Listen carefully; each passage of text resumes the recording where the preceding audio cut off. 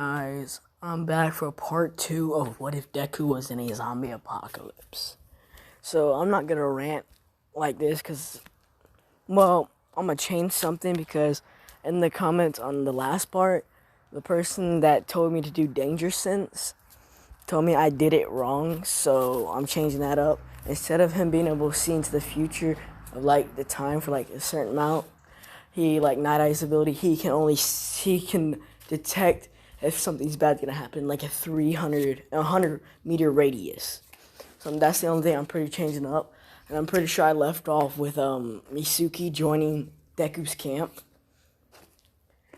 And I'm gonna start off with Deku having a conference meeting with the Jiro and Misuki about the care packages that are coming to Japan in about 2 days. And Deku is quite strong. I'm not sure if I said it in this one or another one. He's like a quarter of Sung Jung Woo's strength right now. Well, if you haven't seen the most up his part, I'm pretty sure it's like part 128 or 129, or it's 131. It's around those, and he just got the Darkness Heart. So he's about a quarter strength of that, and a quarter of his Sung Jung Woo's strength, from my analysis, was about the same as 50% Prime All Might.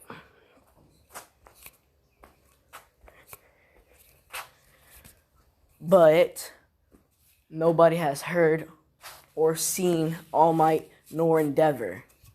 Now the zombies in this one, as I explained in the last part, they have their quirks and they're 2 times stronger. But lately, after Misuki has joined Deku's camp, they've been hearing loud booms and they've been seeing things on fire a lot more than usual. And they don't think much of this. They think, oh, there's people around using dynamite and Molotovs. Now, Uraraka, we cut over to Uraraka. She managed to get into one of the vans that go to the military. And everyone in Class 1B is asking Uraraka and Baku is asking Uraraka what happened to Deku. And she said that Deku sacrificed himself for her. This, that, and that, and this, pretty much lying out her ass. She didn't tell them that she betrayed him and stabbed him in the back. So now, they're in the UA camp for like a month because Deku created his own camp and the UA military base. So UA, the base, has been getting majority of the care packages that America has dropped, and America drops like 30 care packages a month of like food, water, medicine, and other resources that they need. Now, UA's been taking like 25 of these, and Deku's squad has noticed this, and they're starting to think that UA doesn't really need it because they're in a military base. Let's just say this military base has a big garden, because there hasn't been a war since like 50 years, I guess. I don't really know Japan's history and U.S. history. But I'm going to say there hasn't been a war in almost 100 years. So they've changed most of their military bases into like farming areas. And Deku knows this because he's extremely smart now. He's about Nezu smart. And so on scavenging missions, well, as he was talking with Jiro and Misuki, he's talking about that they need more resources because now Deku's camp is getting larger and larger and larger as more people are joining. And so they plan to go scavenge and take 15 of the care packages.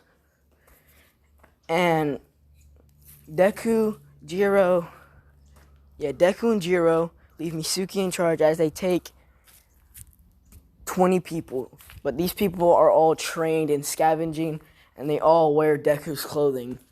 The Creation Corps people make Deku even more clothing that's masked in his scent. Because of last part, he said that he can hide his presence and smell, which is a bold-faced lie.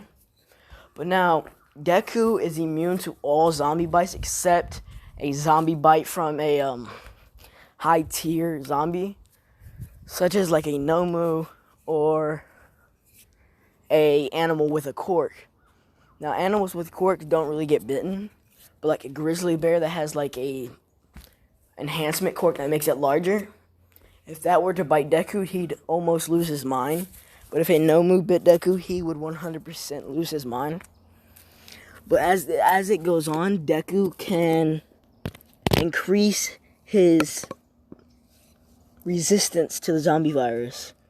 He will stay a zombie, it's just that his body will heal. Now, Deku can't talk, so he's writing everything that he means to say to the scavenging group that in a notebook or on a whiteboard. Now, some of them ask why Deku can't talk, and he says, he makes up a lie, and says that he doesn't have a tongue. And they all buy this because, he hasn't talked once yet. All he does is mumble and growl. Now, some of them start to notice these growls as being similar to the zombies outside, but none of them say anything. So Jiro and Deku suit up, and as they start training more people for scavenging and stuff like that, teach them how to be quiet. Now, Deku trains in swordsmanship, assassinations, and trying to erase his presence like Toga did in the forced training arc in canon.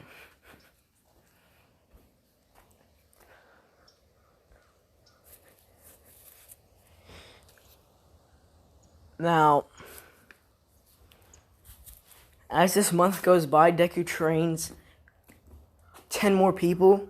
So, including him and Jiro, there are 32 people going for these drops. And now they all know how to use swords, guns, and knives, but they mainly stick to their swords and knives. They only use guns whenever they're overcrowded in hordes, or if they have like a intruder or a person just trying to start conflict. Because in this one, Deku already knows that people are going to try and kill each other. And they've had raiders come to their base before, but Deku has made them turn around and not fight them. And Deku and Jiro are by themselves. Deku isn't really the one that goes up to the drop. He stays back as Jiro goes to it. And now, as this drop lands, they see a UA van pull up to it. And in this van includes Bakugo, Kirishima, Denki, Uraraka, and that's it. That's just it. Now, Jiro and Denki have a fire in between them because, let's say that Denki wanted nudes and Jiro didn't want to do it, so he kept asking non-stop, repeatedly. And whenever she did send them, he sent them out to the schools telling everybody that he can get nudes and shit like that. And this really pissed her off because they were a thing and now they're not. So, as they get out and they see Jiro, Denki tries to run up to Jiro, and Jiro just moves out the way as Denki falls, face plants into the ground. And Bakugo laughs at him like, dumbass. Like that. And Denki gets up and saying, "What the heck, Jiro?" And Jiro doesn't say anything to him. She just sits there and waits for the drop. And they all say that they're getting this drop for UA. And Jiro says, "No, you're not." And as Bakugo starts to set off explosions in his hand, Deku comes walking out looking like this, but with a mask over his face. And they all say, "Who the hell is this guy?" And Jiro doesn't say anything. And Deku writes on a whiteboard, "Back off," like that. And so Bakugo being his arrogant little punk ass, saying, "What you gonna do about it, you freak," like that. And Deku pulls out a gun and points it directly at Bakugo's head. Now, they all got guns and shit like that, yes. And because Deku is a zombie, the only way he can be killed is if he's shot in the head. But parts that get like blown off won't grow back quickly. They can grow back like over time. I'd say about like an arm can grow halfway in a month. So 2 months he can grow an entire arm. But bullets that go through him won't do anything to him. So as he pulls his gun, he points it directly at Bakugo's head. Everyone else pulls their gun and points it at Deku. Now, the UA doesn't teach them to kill people. So they're all nervous about shooting and shit like that, and they're hesitant. Bakugo pulls the gun out and shoots Deku in the stomach, and Deku just sits there and keeps looking at Bakugo with his gun pointed at him. And Bakugo's shocked about this because Bakugo just shot him in the stomach, and everybody around there is like scared because Bakugo just shot someone. They still have that hero audacity type mind. I'll be back. I have to go quickly do something. So as everybody's seeing Bakugo shoot this guy, this random person in the stomach, and them not even move, so Bakugo ditches his gun and tries to use his explosions. And this time Deku shoots him in both of his hands. And writes down on the whiteboard, no, too much noise. Like that. Because Deku had suppressors on his pistol, Bakugo didn't. And so, as Bakugo tried to use his explosions again, this time Deku cut one of his hands clean off. Because Deku has barely any remorse for doing something like killing somebody or brutally hurting them. Now everyone there's freaking out. Uraraka tries to step in between them. As soon as she goes to step in front of Deku, Deku remembers what she did to him, and as soon as she stepped in front of him, Deku kicked her in the leg, breaking her entire leg. Now Denki, did I say Kaminari went with them? Yeah, Kaminari went with them, and Deku and Kaminari didn't really talk, but they were on good terms. So Kaminari gets in the middle like that and tries to stop him as he turns on his hardening court just in case Deku did try something. And this is when Deku writes on the board, we're getting this drop, like that, like plain and simple. Bakugo tries to do his stupid shit, oh no you're not, like that, while he's getting his ass beat, pretty much like Vegeta does. Whenever he's getting his ass beat, he'll do some stupid shit. Hold on, let me check something real quick. Yeah, so as Bakugo's running his mouth, Deku writes on the whiteboard that they're getting this drop and they can leave. Now, UA went for all 30 drops this time. And each drop, well, they saw that 15 drops. Well, they sent 30 cars out of like 4 people in each one. And they found that 15 cars came back with nothing.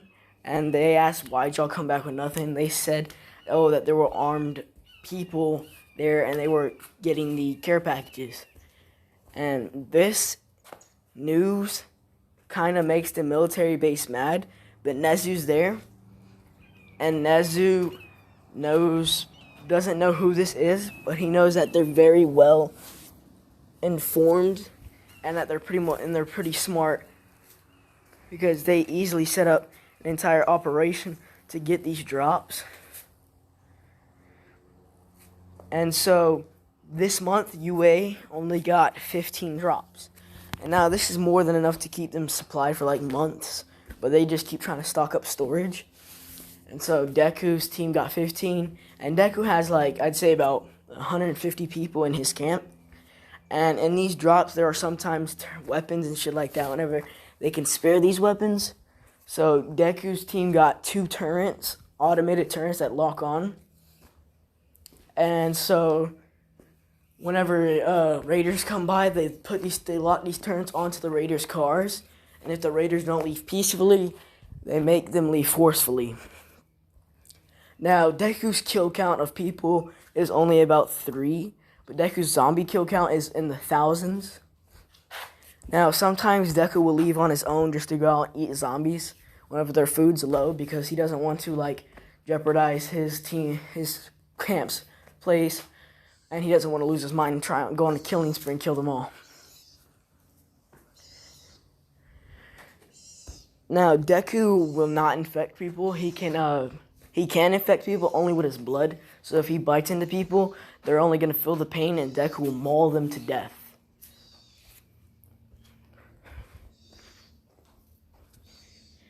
But Deku doesn't know that he can't infect people, so he's always has that worry in his mind.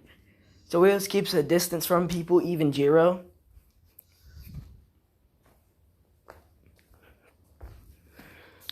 And so, as they get these drops, they bring them in. A raider comes by, like this being Muscular's team, right? Because Muscular didn't get captured because a forced training arc never happened. Well, the forced training arc happened, and nobody went to save Koda, so Koda was killed, and Muscular got away. So that means Eri never got saved, all that and that and this. Well, Overhaul didn't go into the UA area because he would easily be imprisoned. But I don't really know how that would work. Well, I couldn't make up a reason for that to happen, but let's say Deku has like a law, like do not steal, and they have their own houses and shit like that because they're by a mountain. Their base is not in the city. It is by a mountain, so, and the Creation Court people made pickaxes for the other people to use, and they get paid in food and stuff like that. And people that don't have jobs, that are unemployed, still get given food, but smaller amounts, and they get lesser homes. It's not like a monarch type system. They're still being fed enough to keep them alive. Like, they're not going to starve a day every day. Unlike UA, which they starve their people sometimes. And now, over these past few weeks, after they've gotten this drop, the booms and the flames of buildings have gotten larger and larger. And now Deku activates his danger sense as he leaves, and he senses a really strong amount of danger. Not only to him, so he senses this strong danger. As he goes back to his base, he starts a meeting by like pushing a button that like vibrates, something that Mitsuki and Jiro have. It's like a walkie-talkie almost, but Deku can't talk through it. So whenever Deku puts it on, he taps it 3 times for meetings, 2 times for Jiro, and 1 time for Mitsuki. And so he tapped it 3 times, and as they came up to ask him what's wrong, he already had written on the whiteboard that there's a strong amount of danger heading this way. And we already know what one of the zombies are because they've seen it before, and then one of these zombies looked like a Nomu, but it had a quirk. It wasn't like, it had like a different type of quirk. And now strong zombies that are able to kill Nomus, we can call them tanks. These tanks will sometimes eat other zombies to get stronger. Now, Deku told them this, and as Deku told them this, he pressed a button which put a red light on, or yellow light, meaning that there is danger heading this way and that they need to reinforce and get their defenses up at all times. And this is whenever food is most needed. Therefore, being that Deku has to go out and scavenge a lot more with other people, which Deku does without complaining, because Deku doesn't like being cooped up in a camp, because the more people's around, the stronger that urge to kill people is. But Deku's able to easily control that. Now, as Deku goes on his little trips to leave, he eats like 30 zombies at a time. Well, he bites 30 zombies. So Deku is at this point 30% Sung Jung Woo and about 45% Prime All Might. So already he's kind of overpowered. But Deku doesn't like to fight the Nomus because Deku knows that the Nomus can easily injure him.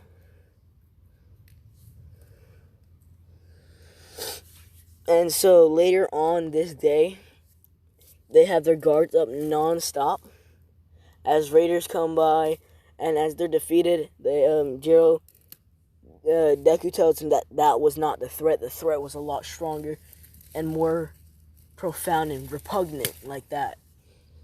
And as he wrote danger on it, he wrote it in caps, like that was not the danger, because this danger is extremely powerful. Now, then it becomes a second month. It becomes a month after they've gotten their first 15 care packages. They go out again, and they get another 15, meeting up with Bakugo, Uraraka, Denki, and Kaminari. This time Deku's alone. So they try to overpower Deku and take the care package he's after, and Deku easily beats the shit out of them. Well, not out of Kirishima and Denki. Well, out of Denki too, because he heard what Denki did to Jiro. But Kirishima, he just pushes to the ground. And then he proceeds to beat the shit out of Bakugo. He completely, utterly destroys Uraraka. He broke Uraraka's leg last time.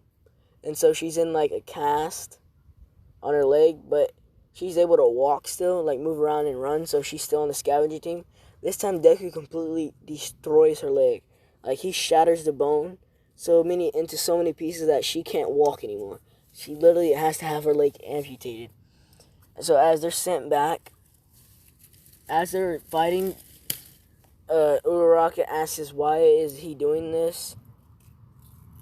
And as this is when Deku takes his mask off, showing this face right here. Like that. Long hair and everything just like it is in the picture. And nobody really recognizes him. And this is when he writes on the board, "Oh, so you don't remember the person you betrayed," like that. And everybody looks at it confused except Uraraka. She knows who it is, but she ain't gonna say nothing. And so they never say each other's names and stuff like that. They say his last names. So Deku knows all of their first names, so he mentions them by their first name. When he gets to Bakugo, he calls Bakugo Kachan like that. And that sets it off for everyone that this is Deku. And they notice that Deku's skin is green and he's a zombie. So this is whenever Denki pulls out a gun and starts shooting at Deku. And this is going through Deku, every bullet is. And Deku just disappears because he moves very fast. He moves as fast as Ida's reciprocal burst. And so as soon as he does this, he moves and knocks Denki out cold. And whenever he hit Denki, he launched Denki into their van, putting a huge dent in it. And this is an armored van that can take an RPG. And he hit Denki so hard, he put a big dent in it. And Denki is out cold with a few broken ribs. Now, Bakugo doesn't really fight Deku because he already knows that Deku would beat the shit out of him. But he still runs his mouth, as always. So Deku gets tired of it and he tells him to shut up. And this is whenever Bakugo starts asking questions to Deku. Like, what happened to him, all this and that. And Deku explains exactly what happened to him about Uraraka. And Bakugo doesn't believe him at all. So they leave, and as they're leaving, they get a Nomu zombie comes out and destroys their van. And Deku sees this, and he's already got his care package loaded up into his vehicle. Because Deku has a pickup truck. And this truck doesn't make much noise because it's in pristine condition. And Deku sees this as they all get out, still injured from Deku's fight. Uraraka starts limping and running away while Denki, Kirishima, and Bakugo are fighting. And Deku comes in, and Deku watches this until the point where they're getting completely bodied, like the Nomu is smacking them around. So Deku comes in and quickly kills the Nomu, because Deku found their weakness like a day ago when he had to fight one, because it was about to attack their camp. And Deku got his ass beat during this, but he's already healed from it. because he didn't know how to defeat the Nomus. Because only Class 1A really did, because All Might fought one, but All Might never killed it. He just launched it out of the thing. And they found him, and he just didn't talk. So Deku doesn't know how to kill the Deku didn't know how to kill the Nomus. So we cut over to Deku watching this from a distance as he sees Uraraka running. As Uraraka finds a car and gets into it, and she drives all quickly towards the UA military base. And they have ID cards and like that to like display their like rank, their military number, UA student ID, shit like that. Now we get into this part where Deku comes in and defeats the Nomu after he bit the Nomu, because the Nomu, if the Nomu bites him, because the Nomu is venomous, but it's not poisonous. And so Deku bit the Nomu, gaining like a quarter of its strength, which was enough strength to give Deku to be able to kill the Nomu a lot easier. So as he did this, he looks over at the group and he writes down on his board, telling Bakugo that I told you she was a traitor. Like that, as he looks over and he sees her driving off. And she gets to UA. Deku leaves some of the medicine for Bakugo's team, and he also flips their car back over. And they're all seeing Deku easily lift this car up and over. And they're all awestruck. And they're also confused about how Deku got this strong. And Deku just flicks their stuff, leaves some medicine for them, and leaves. And as Uraraka gets there, she talks to Nezu, and Nezu asks what happened, and she says that a Nomu attacked, and that her team told her to run, because she was already injured as well. So they told her to run, and she did. So basically she's saying the same shit Deku did, sacrifice themselves for her. And Nezu doesn't buy this at all. He knows she's lying. So Nezu can't really do much about it, because he knows she's lying, but nobody else believes that she is. So he can't really just like kick her out of the camp. Now Ochako in this one's a full-blown bitch. So she's asked to have her rank moved up to like one of the higher officers that train people, because she doesn't want to go back out there because of what Deku did and what the Nomu did. And so this is whenever a normal van pulls up, Bakugo, Kirishima, and Denki get out, all battered and bruised. And they let them in, and they go talk to Nezu.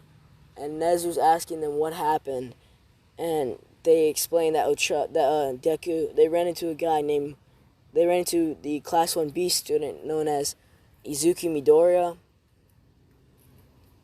And Deku tried to find his mom after this all started, but he found her, well, not, like, after he became a zombie, he went to his house and he found her zombified. But she had died because someone had killed her because they were raiding Deku's house, as it all goes. Deku, and they ran into the Class 1B student known as Izuku Midoriya, and Nezu's shocked to hear this. And he asks, why are they all beaten and battered? And they say because of a high-class zombie came out and attacked them. And they're asking if Uraraka's here, and Nezu says yes. Why? And this is whenever Bakugo, Kirishima, and Denki all look at Deku with a venomized look. Not Deku, but Nezu with venom in their eyes. And as they say, that bitch betrayed us, like that. And all of them say this. And Nezu's understanding what they mean, because they said it blankly. They ain't try to like avoid the question of what Nezu asked. So this takes place, and now Deku's base, after getting like another 15, this time they sent LMGs, miniguns, and stuff like that, and reinforcements for the walls.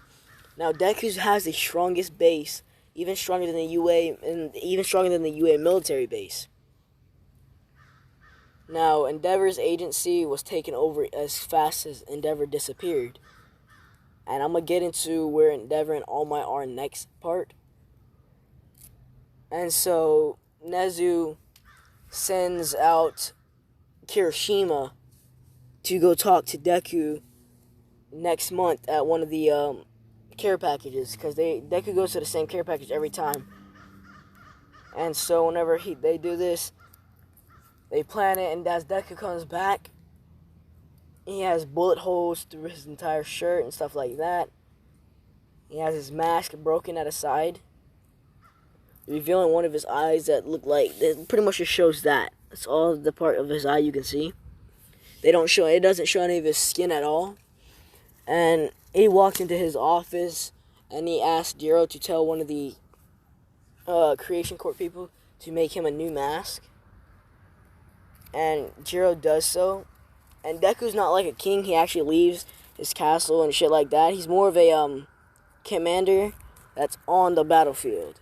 So he'll give orders whenever he needs to. If he doesn't need to, Jiro does it. So Jiro's pretty much like the head person in charge. And they've been together for quite a while, and they have feelings for each other, but they just deny it. They think of it. They don't think they do. They deny it. They pretty much don't believe that they do.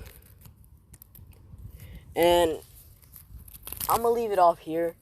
I hope you guys enjoyed the video. Oh, well, that kind of just fucks everything over, doesn't it? Well, I'm going to leave it off here. I hope you guys enjoyed the video. Leave a like and subscribe if you want to. It's up to y'all, but hope you guys have a blessed day.